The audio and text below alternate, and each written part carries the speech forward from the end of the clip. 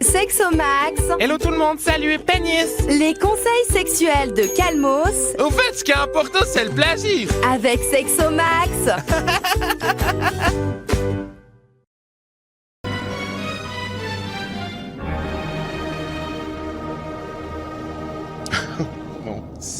Sexe brûlé à cause de l'acide urique autour de la base. Ça gratte, ça irrite, ça me soulagerait. Un conseil sexuel.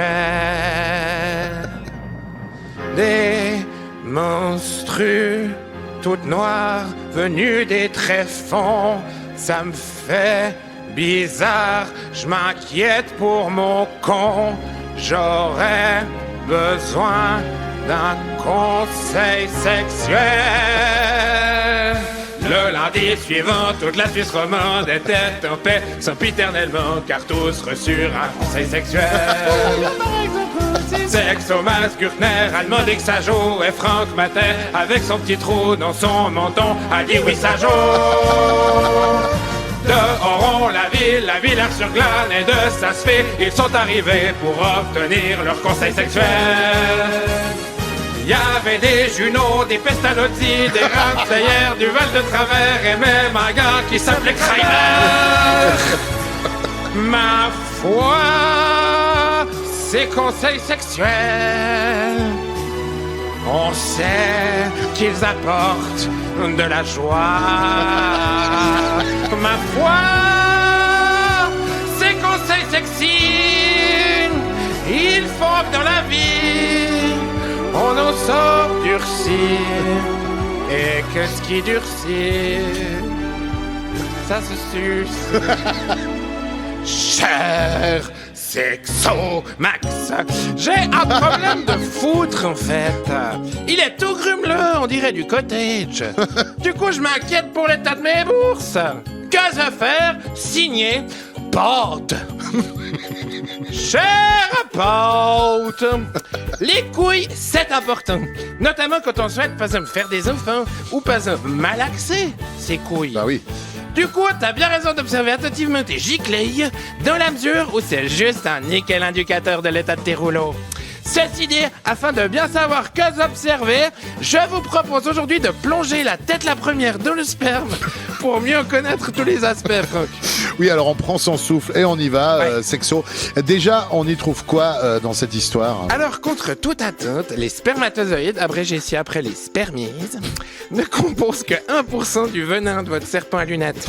Le reste, c'est un mélange de différents jus, un peu comme si on avait fait, par exemple, un fond de veau avec vos glandes isoles, si vous voulez. Et alors, ça contient du sucre, du fructose, des protéines et des minéraux, comme par exemple du zinc, du citrate et des hormones de croissance. Un vrai petit Activia, donc, à déguster dès le matin pour un petit déj des champions, qui n'empêche pas chacune de vos crémeilles d'abriter malgré tout quelques 15 millions de spermises par millilitre. Parce qu'ils sont tout petits. Ah, ils sont choux, ces spermises. Ah. Et en parlant de millilitres, c'est quoi la quantité de crémée moyenne alors? Alors, une averse classique va de 1,5 à 4,5 millilitres, ce qui est l'équivalent d'une demi à une entière cuillère à café de mitraillon qui sort de votre Josué en un seul coup. Bien sûr, ça varie une chier, hein. Si vous êtes un maxi-pougneur, vous n'allez pas pouvoir remplir 5 bols à lait en vous tirant sur le lacet toute la journée. Plus vous lâchez de sirop, moins il y en a, c'est logique, faut bien que votre noisette puisse suivre la cadence. La quantité dépend aussi de l'âge et du taux de testostérone.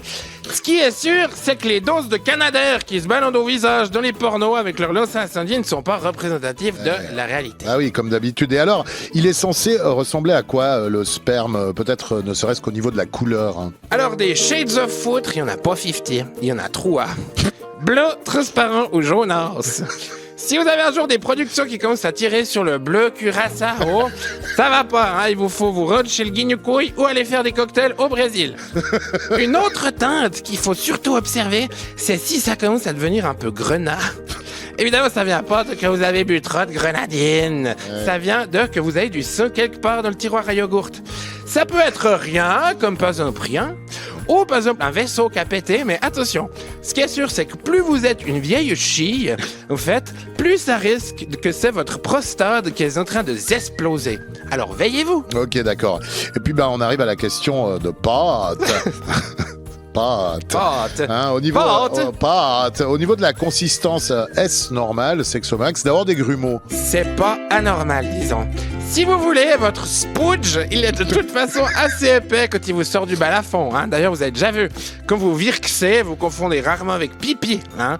Quand ça se colle, par exemple, sur un visage ou dans une touffe, on peut pas dire que ça ruisselle. C'est plutôt un produit qui s'inscrit dans la durée. C'est que 30 minutes après le largage, au fond, qui va se liquéfier pour que les petits spermides puissent remonter dans le vajou et aller féconder les œufs, ou de tout autre endroit, ils féconderont rien du tout, à part un estomac, une gencive ou un caillou au fond du lac Léman.